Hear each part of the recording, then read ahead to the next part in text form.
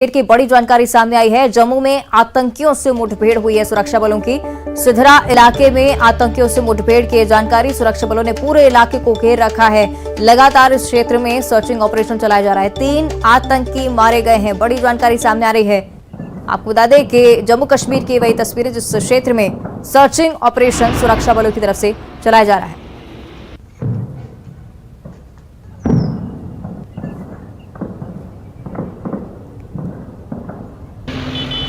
तो सुरक्षा बलों ने पूरे इलाके को घेर रखा है।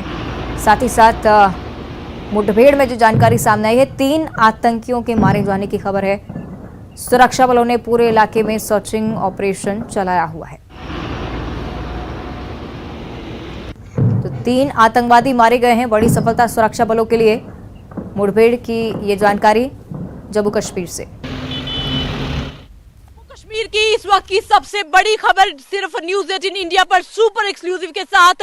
आतंकवादी बड़ा हमला होने से पहले ही न्यूज़ 18 की टीम पहुंची मौके पर। इस समय हम जम्मू के सिधरा इलाके में मौजूद हैं और न्यूज़ 18 की टीम आतंकवादी हमला होने से पहले स्पॉट पर पहुंची थी। 2 से 3 मिलिटेंट होने की आशंका है। सबसे पहले आपको यह जानकारी दे दें कि 12 बजे रात पुलिस को इंफॉर्मेशन मिली कि सस्पिशियस मूवमेंट है और एक ट्रक में आतंकवादियों के होने की आशंका जताई जा रही थी। और नेशनल हाईवे पे जम्मू कश्मीर पुलिस ने हर जगह नाके जो है उनके अलर्ट हो गए और सुबह 7 बजे 2 से 3 मिलिटेंट यहां पर सिधरा में एंटर करने की आशंका जब जताई गई तो 7:30 बजे जम्मू कश्मीर पुलिस ने एनकाउंटर शुरू कर दिया। लोगों को देखा गया है तो वो आतंकवादी के रूप में यहां पर दिखे और जम्मू कश्मीर पुलिस ने एकाएक यहां पर गोलियां जो है वो चलानी शुरू कर दी। धमाके यहां पर शुरू हो गए और ट्रक को भी जलाया गया। जिस ट्रक पे सस्पिशियस मूवमेंट को देखा गया था उस ट्रक को यहां पर जलाया गया। यहीं पर मौजूद हो ये रास्ता, आपको सबसे पहले ये बता दें कि ये रास्ता श्रीनगर को जाता है और वो आतंकवादी जम्मू से श्रीनगर जा रहे थे और पहले ही उनसे यहां पर दर्द बोचा जम्मू कश्मीर पुलिस ने जान नहीं दिया जा रहा। लेकिन आप देखें कि ये हाईवे है, ये कश्मीर जा रहा है रास्ता और ये जम्मू से श्रीनगर रास्ता जा रहा है। और भी सिक्योरिटी फोर्सेस के जवानों को यहां पर बुलाया गया। सबसे बड़ा ऑपरेशन मोनिका, क्योंकि इससे पहले प्रधानमंत्री नरेंद्र मोदी का दौरा था 24 अप्रैल को और 22 अप्रैल को एक बड़ा यहां पर आतंकवादी हमला हुआ था और आज फिर उससे भी बड़ा आतंकी हमला जो है यहां पर सामने आया। तो स्थिति आपने समझी किस तरह से यहाँ पर आतंकियों के आने की सूचना पुलिस को पहले ही मिल गई थी। सुरक्षा बल भी यहाँ पर पूरी तरह से तैनात था और उसके बाद 3 आतंकियों को मार गिराया है। बड़ी सफलता सुरक्षा बलों के लिए। मौजूदा स्थिति क्या है ये भी तस्वीरों के जरिए हमारी सहयोगी आप तक पहुंचा रही थी। इस तरह से वहाँ पर सर्चिंग ऑपरेशन अब चलाया जा रहा है। पूरे इलाके को घेर रखा है सुरक्षा बलों ने और आगे इस तरह की घटनाओं ना हो इसको लेकर भी सुरक्षा बल पूरी तरह से सतर्क नजर आ रहे हैं इस इलाके को लेकर। तो पहले भी कहीं ना कहीं ये क्षेत्र आशंका में रहा कि आतंकियों की घुसपैठ यहां पर हो सकती है और इस बारे में भी जैसे जानकारी लगी सुरक्षा बल यहां पर सतर्क हो गए, तैनात रहे और उसके बाद बड़ी कार्रवाई करते हुए इस मुठभेड़ में 3 आतंकियों को सुरक्षा बलों ने मार गिराया है। तो फिलहाल की स्थिति आप देख रहे हैं किस तरह से सुरक्षा बल इस पूरे इलाके को घेरे हुए हैं और लगातार अब इस पूरे क्षेत्र में सर्चिंग ऑपरेशन जारी है। तो मौजूदा स्थिति क्या है ये भी हम आप तक जानकारी पहुंचाएंगे, लेकिन फिलहाल ये तस्वीरें ठीक आतंकी मुठभेड़ के बाद की पूरे क्षेत्र में घेराबंदी कर रखी है। चलिए और ज्यादा जानकारी हम लेंगे, मौजूदा स्थिति समझेंगे। सहयोगी कोमल सिंह हमारे साथ जुड़े हैं, उनका हम रुख कर लेते हैं। कोमल, क्या कुछ जानकारी, क्या मौजूदा स्थिति वहां पर, विस्तार से जानकारी चाहेंगे। पुलिस की दोबारा और देर रात ही उन्हें पता चल गया था कि कुछ मिलिटेंट जो हैं वो ट्रक के जरिए कश्मीर जाने की कोशिश कर रहे हैं। और आपको बता दें कि कुछ दिन पहले जम्मू के डीजी दिलबाग सिंह ने भी ये कहा था कि सर्दी होते ही कश्मीर में इन्फिल्ट्रेट करना बहुत मुश्किल हो जाता है और राजौरी पुंछ के रास्ते होते हुए वो जम्मू में आकर अपनी नापाक कोशिशों को अंजाम देते हैं। और वही बात कुछ दिन बाद सच साबित हुई और आज नेशनल हाईवे जम्मू से जो रास्ता कश्मीर की ओर जा रहा है वहां पर जम्मू कश्मीर पुलिस की तरफ से मिलिटेंट के साथ एनकाउंटर हुआ। एक ट्रक में थे 3 मिलिटेंट और धू कर जला दिया जम्मू कश्मीर पुलिस के अधिकारियों ने और जम्मू कश्मीर पुलिस ने उस ट्रक को जला दिया। और निश्चित तौर पर कोमल, शुक्रिया आपका इस पूरी जानकारी के लिए। लेकिन ये स्थिति हम समझ रहे हैं किस तरह से आतंकियों के आने की सूचना जैसी सुरक्षा बलों को लगी, पूरी सतर्कता के साथ यहां पर उन आतंकियों को मार गिराया। साथ ही साथ अब सर्चिंग भी लगातार जारी है।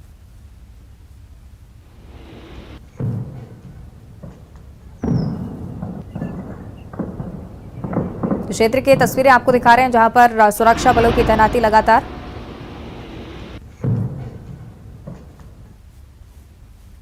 आगे बढ़ते और अब बात करेंगे भोपाल से बड़ी खबर की। आपको बता दें कि पूरा ही प्रदेश ठंड की चपेट में आ चुका है। लगातार 21 जिलों का तापमान गिरता जा रहा है। प्रदेश के 11 शहरों में तापमान 10 डिग्री के नीचे पहुंच गया है। मौसम विभाग का अनुमान है कि आने वाले समय में सर्दी और ज्यादा तेज होगी। 29 से 31 के बीच उत्तर भारत के पहाड़ों पर बर्फबारी होनी है और इसी आशंका के बाद अब ये आशंका भी कि बर्फबारी के बाद मध्य प्रदेश में शीतलहर और तेज होगी। दतिया में मंगलवार रात का पारा 3.6 डिग्री सेल्सियस रहा।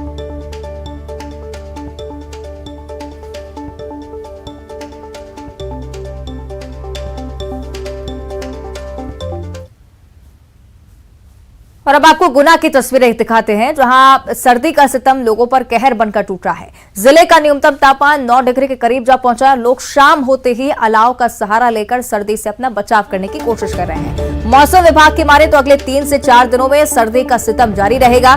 घने कोहरे के चलते रेल और सड़क यातायात सीधे तौर पर प्रभावित।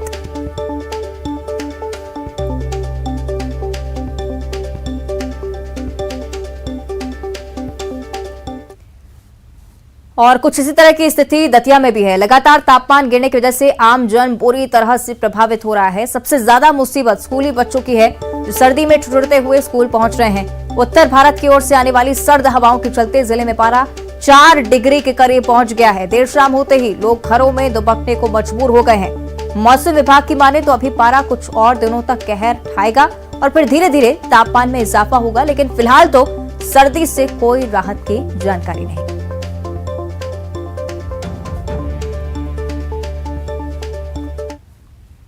और दूसरी तरफ श्योपुर में लगातार गिरते तापमान के चलते गरीब और रोज कमाकर खाने वालों की मुसीबतें कम होने का नाम नहीं ले रही हैं। बाहर से आए मुसाफिर या तो बस स्टैंड पर रात गुजार रहे या फिर पेड़ों के नीचे। लोगों की शिकायत है कि शहर में कई रैन बसेरे अब तक बंद पड़े हैं, जिसके चलते लोगों को सर्दी में खुले आसमान के नीचे रात गुजारनी पड़ रही है। वहीं लोग बाघ सर्दी से बचने के लिए खुद ही अलाव जलाकर सर्दी से दो हाथ करने को मजबूर, जबकि कायदे से जिला प्रशासन को इलाज की व्यवस्था करनी चाहिए।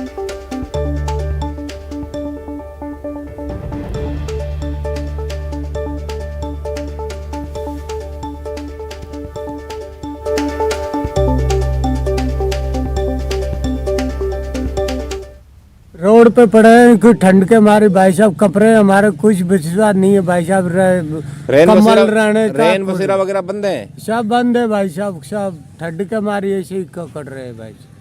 ठंड बहुत लग रही है, ज्यादा बहुत पड़ रहा है।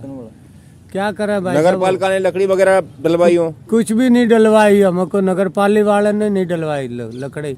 बहुत ठंड है और अलाव का सहारा ले रहे हैं और कपकपी छूटती है। सुबह सुबह बहुत ज़्यादा ही इसमें ठंड ज़्यादा बढ़ जाती है, जिसमें बेचारे जानवर। और इसी कड़ाके की सर्दी के चलते ग्वालियर में स्कूलों का समय बदल दिया गया है। अब स्कूल सुबह 9:30 बजे से शुरू होंगे और कलेक्टर कौशलेंद्र विक्रम सिंह ने इसके लिए आदेश भी जारी कर दिए। सरकारी और निजी स्कूल दोनों के लिए ही ये आदेश जारी हो चुके हैं। तो बड़ी जानकारी आप तक पहुंचा रहे हैं ग्वालियर से जुड़ी, जहां पर कड़ाके की सर्दी के चलते स्कूली बच्चे सबसे ज्यादा परेशान हैं और इसी वजह से सुबह 9:30 बजे के बाद ही सभी स्कूल लगेंगे, चाहे सरकारी हो चाहे निजी स्कूल हो। तो प्रदेश में सर्दी का कैसा सितम है, एक एक कर हर जिले की स्थिति हमने आपको बताई। ग्वालियर चंबल अंचल जो कि हर बार सर्दी से सबसे ज्यादा प्रभावित रहता है।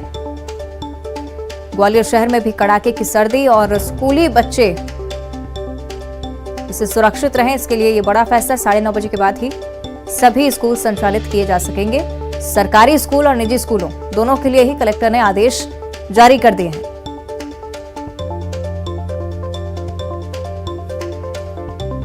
तो पूरे प्रदेश में पारा लगातार गिरता जा रहा है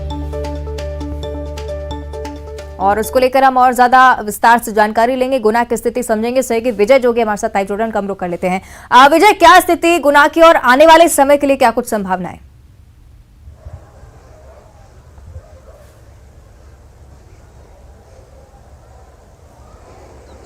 विजय, मेरी आवाज पहुंच रही है आप तक? चलिए कोशिश करेंगे हम संपर्क करें विजय से, लेकिन लगातार हम इस बारे में आपको जानकारी दे रहे हैं कि प्रदेश के अलग अलग जिलों में तापमान में लगातार गिरावट देखने को मिल रही है। कई ऐसी जगह हैं जहां पर अलाव की व्यवस्था नहीं है, रैन बसेरों की भी व्यवस्था नहीं है और इस वजह से आमजन बेहद ही परेशान हो रहे हैं। मुसाफिर जो बाहर से आते हैं वो कई बार खुले में रात गुजारने को मजबूर, और माना जा रहा है कि आने वाले समय में भी तापमान और गिरेगा।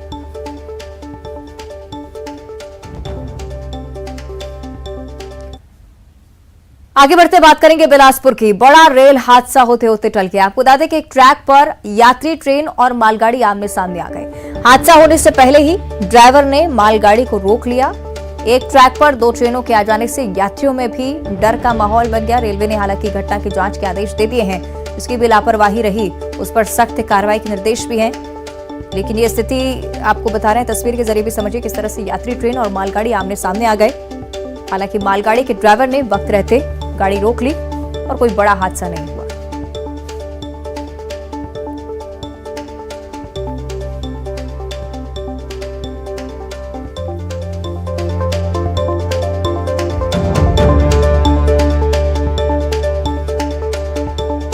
तो यात्रियों की भी तस्वीरें आप देख रहे हैं किस तरह से यात्रियों में डर का माहौल बन गया जैसे ही मालगाड़ी सामने से आती हुई नजर आई। हालांकि ड्राइवर की सतर्कता की वजह से एक बड़ा हादसा बिलासपुर में टल गया। मालगाड़ी के ड्राइवर ने कुछ देर पहले ही इमरजेंसी ब्रेक का इस्तेमाल किया। और उधर ग्वालियर में अस्पताल की निर्माणाधीन बिल्डिंग में घटिया निर्माण देखकर पूर्व मंत्री इमरती देवी नाराज हो गई और निर्माण कार्य करा रहे ठेकेदार को जमकर फटकार लगाई।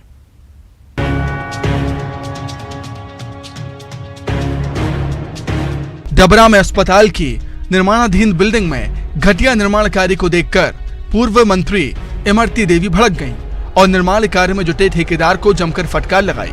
के अलावा और कहाँ डर हुई, तो रेता लगा रहे थे, लुड़ी कहाँ आती है, आप जानते नहीं। बीच में तो अभी काम ही बंद रहा। काम के वजह हमने बेलदारी भी करी। नहीं मैडम आप और जानते हैं हम। मैडम हम भी डबरा के हैं। नहीं डबरा के नहीं, अब तुम छोटे से करी, हमने बहुत छोटे से करी। जब काम बजरी की ट्रॉली लुड़ी कहाँ से तुमने भरी, कहाँ से मसाला बनवा, हटवा देंगे, पहले की पड़ी उसको हटवा देते हैं। दरअसल इमरती देवी अस्पताल की निर्माणाधीन बिल्डिंग का निरीक्षण करने के लिए पहुंची थी और यहाँ रेत की जगह गिट्टी की डस्ट का इस्तेमाल होता देख नाराज हो गई। नाराजगी इसलिए है कि हमारी सरकार माननीय शिवराज सिंह चौहान जी और सारे हमारे जो मंत्रिमंडल है, पूरी की पूरी सरकार इतना पैसा दे रही कि अच्छी मजबूत बिल्डिंग बने। जबकि मैंने बिल्डिंग देखी केंद्रीय विद्यालय की, तो इतना अच्छा माल मसाला सब लग रहा। और डबरा में जो अस्पताल बन रहा 100 बिस्तर का, उसमें खाका से बनाया जा रहा, जो क्रेशर की वो बारूद निकलती है, डस्ट से पूरा अस्पताल 2 मंजिल बन चुका है। एक दिन हम और आए तो इनने बिल्कुल कुछ नहीं कही। परसों कलेक्टर साहब आए, जब उनने कही तो सिर्फ एक ट्रॉली दिखाने के लिए बजरी डराई है। पूरी की पूरी बिल्डिंग ऐसे बना रहा है बिल्कुल घटिया तरीके से। इस दौरान पूर्व मंत्री इमरती देवी ने कहा कि यहाँ सरकारी पैसों का दुरुपयोग हो रहा है और अस्पताल भवन के निर्माण में लापरवाही बरती जा रही है, जिसे कतई बर्दाश्त नहीं किया जाएगा। आगे बढ़ते और अब चर्चा करेंगे कवर्धा की बड़ी जानकारी। वनांचल इलाके में हाथियों का उत्पात लगातार बढ़ता जा रहा है। 3 घरों को हाथियों ने क्षतिग्रस्त कर दिया है। इलाके में कम से कम 7 हाथी मौजूद हैं। बुड़ला विकासखंड के गभोड़ा गांव का ये मामला। इलाके में लगातार हाथी उत्पात मचाए हुए। तो तस्वीरें आपको दिखा रहे हैं किस तरह से मकानों को भी क्षतिग्रस्त किया है इन हाथियों ने। लगातार हाथियों का उत्पात कवर्धा के इस क्षेत्र में बढ़ता जा रहा है, लेकिन वन विभाग इस ओर कोई एक्शन नहीं लेता हुआ 3 घरों को हाथियों ने क्षतिग्रस्त किया है। आगे बढ़ते हैं, धमतरी से बड़ी खबर है। मधुमक्खियों के हमले को लेकर प्रशासन का बड़ा फैसला सामने आया है। वन विभाग को अब बड़ी जिम्मेदारी सौंपी जा रही है। कंपोजिट बिल्डिंग से मधुमक्खियों के छत्ते हटाने के निर्देश जारी हो चुके हैं। मधुमक्खी लगातार लोगों पर हमला कर रही है और दफ्तर के कर्मचारी सहित आम लोगों को भी परेशान कर रही है मधुमक्खियां, जिस वजह से आम लोग भी दफ्तर नहीं आ पाते हैं। वो बड़ी जानकारी, वन विभाग को अब ये जिम्मेदारी सौंपी गई है कि यहां से अब मधुमक्खी के छत्ते हटवाए जाए।